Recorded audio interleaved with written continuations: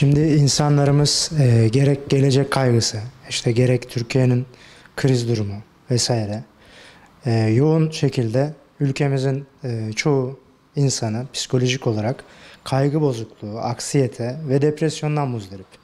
Bu problemler de unutkanlığa yol açabiliyor. İşte yoğun çalışma temposu, stresli çalışma ortamı insanları artık yorduğu için insanlar unutkanlık, kendilerine vakit ayıramamak vesaire gibi durumlara e, yani şey oluyorlar. O yüzden psikolojik destek almalarını öneriyoruz. İşte vitamin almalarını öneriyoruz. Yani fizyolojik olarak kendilerini tabii ki hani unutkanlık ileri düzeydeyse bir doktora görünmeleri gerekiyor tıbbi olarak. Eğer tıbbi tarafı yoksa işte psikolojik tarafı olabilir işin.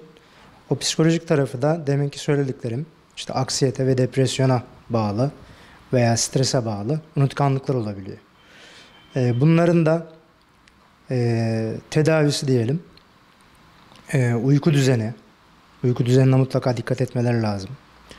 İşte kitap okumak, kendilerine vakit ayırmak, ne kadar yoğun çalışma temposunda olursa olsun kendilerine vakit ayırmaları lazım. Yeni hobiler edinmeleri lazım. Biraz kendileriyle baş başa kalmaları lazım. İşte beslenme düzenlerine dikkat etmeleri lazım. Eğer çok az yemek yiyorlarsa veya çok düzensiz yiyorlarsa bu da unutkanlığa sebep olabiliyor.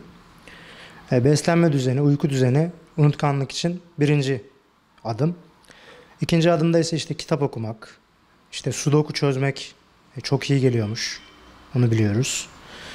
Hafıza oyunları oynayabilirler, beyin güçlendirici. Onun haricinde işte yeni aktivitelere, yeni işte spor vesaire yapmaları çok önerilir. Spor çok etkilidir bu.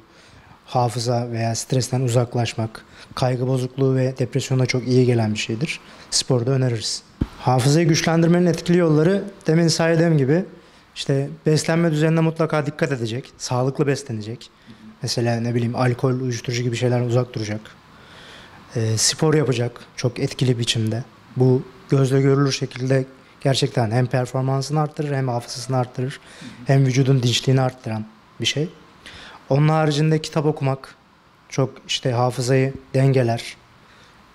Çok yüksek okuduğu için hafızasında tutması daha çok genişler.